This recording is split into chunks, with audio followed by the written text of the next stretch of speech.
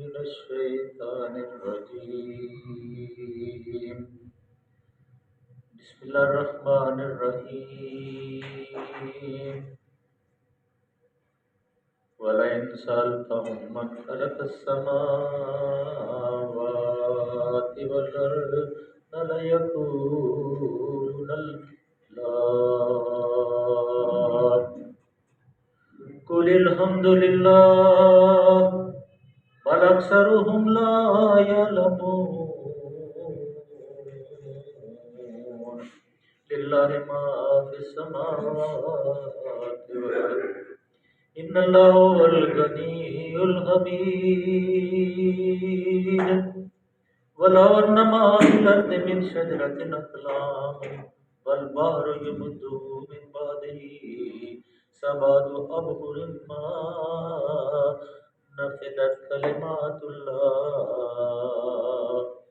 إن الله عزيز حكيم. ما خلقكم ولا بعثكم إلا كنفس واحدة إن الله سميع بصير.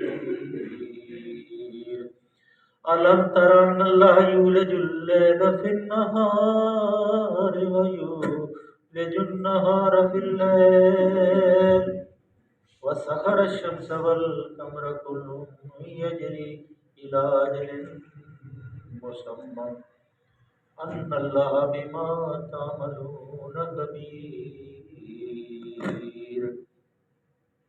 ذلك بأن الله هو الحق وأن ما يدعون من دونه الباطل وأن الله هو العلي الكبير. صدق الله العلي العظيم وصدق رسوله النبي الكريم ونحن على من الشاهدين والشاكرين والحمد لله رب العالمين. کل جو ہم نے تلاوت کرنے کی سعادت حاصل کی تھی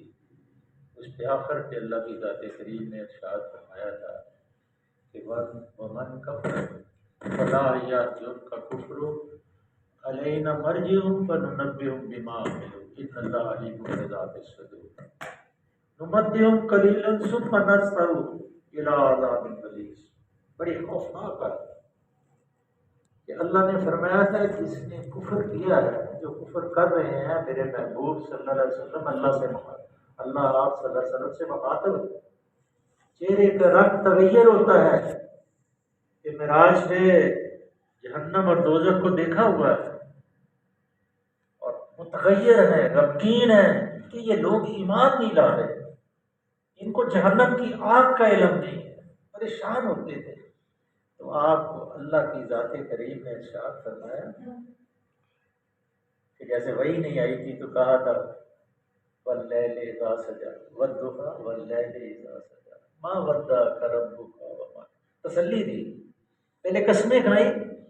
اور ایسی قسمیں کھائیں کہ جس سے دل خوش ہو جائے، اور پھر کہا تیرے رب نے تجھے نہیں چھوڑا. اور یہاں بھی اللہ نے کہا، پہلے بھی ہم نے اس جیسے فکرے پڑھے، یہاں بھی اب ایسی سچویشن جیسے دنیا کے اندر کوئی رشتہ داروں سے یا دوستوں سے یا خونی رشتے سے یا بیٹوں بیٹیوں سے، کیونکہ آپ صلی اللہ علیہ وسلم امت سے اتنی محبت کرتے تھے کہ آخری وقت جو تھا آپ کا ایک لمحہ بھی ایسا نہیں ہے جب تک تحریر میں نہ ہو. زندگی کا کوئی لہجہ کوئی سیکنڈ ایسا نہیں ہے جو سیرت کی کتابوں میں درج نہ ہو. تو وہ آخری مومنٹ جو آخری لمحات تھے، عائشہ صدیقہ رضی اللہ تعالی عنہ قربان جائے ان کے بھی، آپ کے لب ہل رہے ہیں تو کان لگا کے سن رہی ہیں کہ کیا فرما رہے ہیں. کوئی حکم تو نہیں ہے کہ حکم عدولی نہ ہو جائے. اگر حکم عدولی ہوگی تو پھر تو تباہ و بربادی ہو جائے گی. جو اللہ کے رسول کی حکم عدولی، اللہ کی حکم عدولی، فوراً کان لگائے، حکم سنا، کہا دعا مانگ رہے ہیں اللہ میری امت کے نادانوں کو معاف فرما دے. یہ سمجھتے نہیں ہیں کہ تہتی آگ کو انہوں نے دیکھا نہیں ہے، کیسا خوفناک وہ منظر ہے. اور جب وہ کفر کرتے تھے تو آپ گھبراتے تھے، تو پھر اللہ نے کہا بے فکر ہو، یہ میرے پاس آئیں گے، فَنُنَبِّئُهُم بِمَا عَمِلُوا، میں ان کو خبردار کر دوں گا جو کچھ انہوں نے کیا، جو اعمال کیے ہیں ان کے سامنے رکھ دوں گا۔ اور ان اللہ علیم بذات الصدور، اللہ سینوں کے چھپے ہوئے رازوں کو جانتا ہے۔ اے میرے محبوب صلی اللہ علیہ وسلم، آپ کے گھبرانے کی کوئی بات نہیں، اگر یہ ایمان نہیں لاتے، ان کا اپنا عمل ہے، ان کا اپنا ایمان ہے،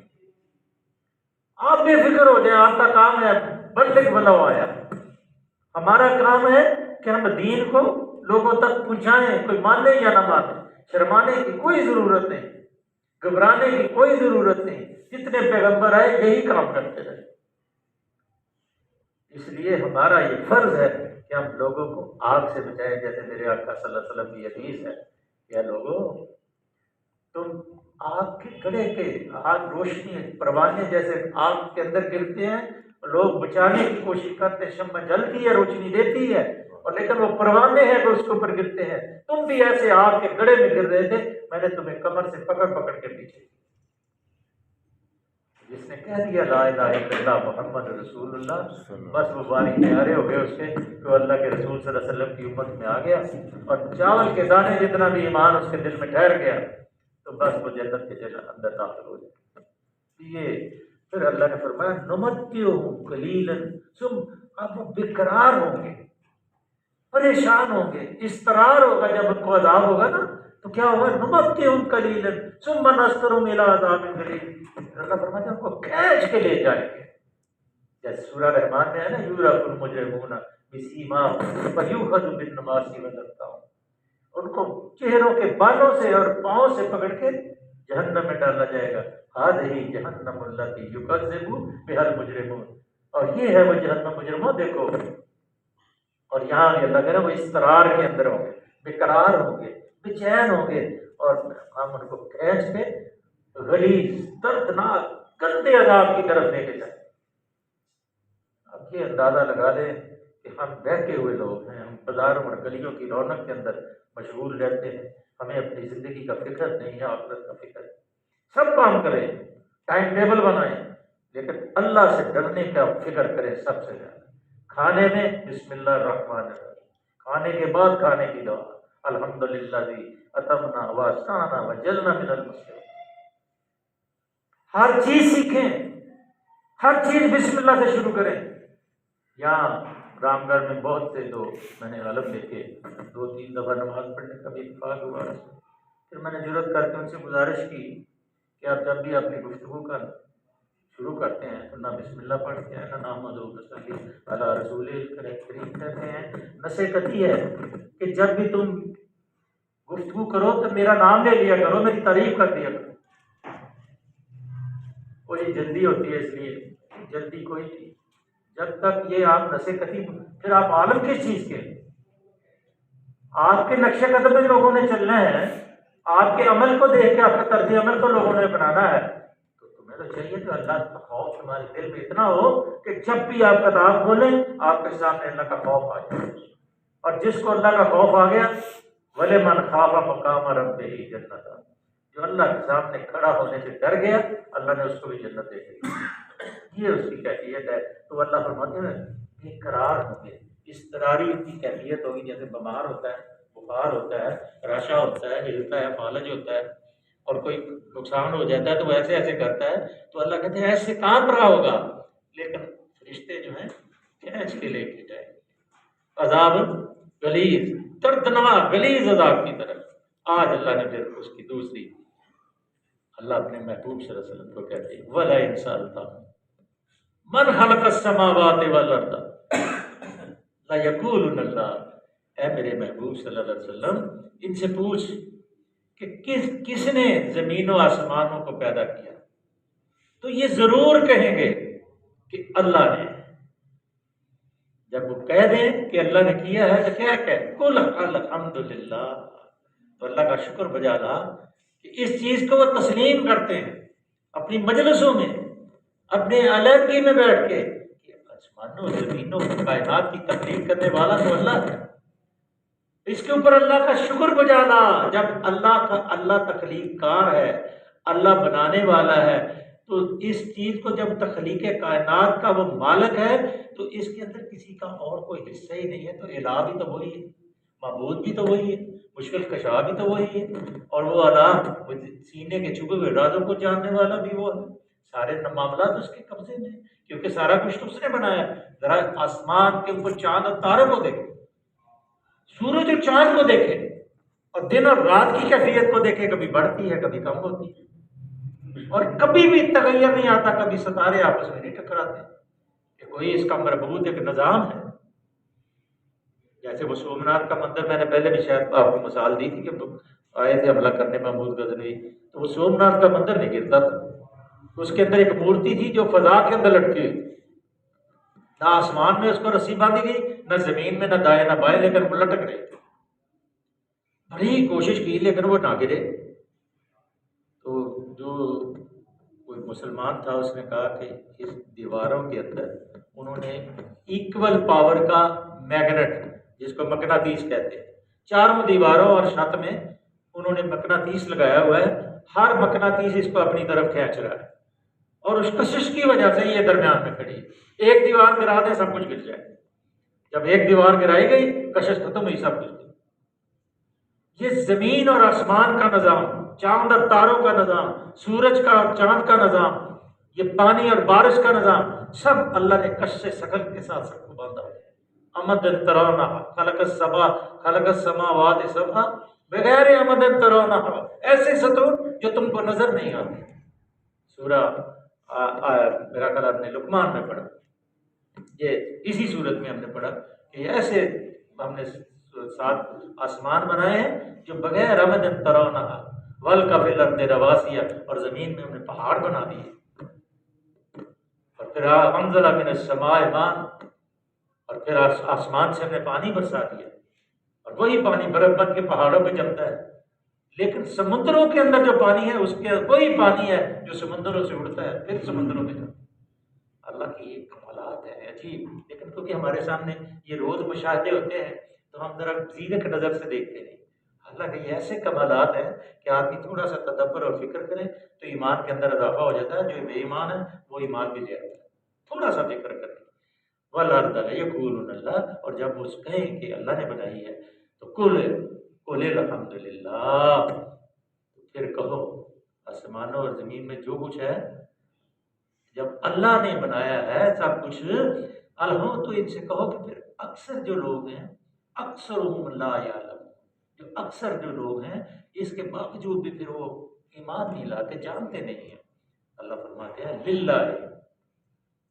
اب میرے عزیز ذرا اللہ فرما رہے ہیں للہ ما فی السماوات والارض ان اللہ هو الغنی الحمید، زمینوں آسمانوں میں جو کچھ ہے، جو ہم کاروبار کرتے ہیں، ہماری اولادیں ہیں، ہماری جائیدادیں ہیں، زمین ہے، آسمان ہے، فضا ہے، سورج ہے، چاند ہے، تارے ہیں، موتی ہیں، ہیرے ہیں، سونے ہیں، چاندی ہے، زمین کے اندر جو کچھ بھی ہے، آسمانوں اور زمین کے اندر جو کچھ ہے سب اللہ کا ہے، ہم اللہ کی مخلوق۔ لِيَبْلُوَكُمْ أَيُّكُمْ أَحْسَنُ عَمَلًا، چند روز کی کھیل کے لیے اللہ تعالیٰ نے ہمیں یہ دیا ہے، اور دیکھا جائے کہ کون اس کی اطاعت کے اندر، اس کی حدود کے اندر زندگی گزار،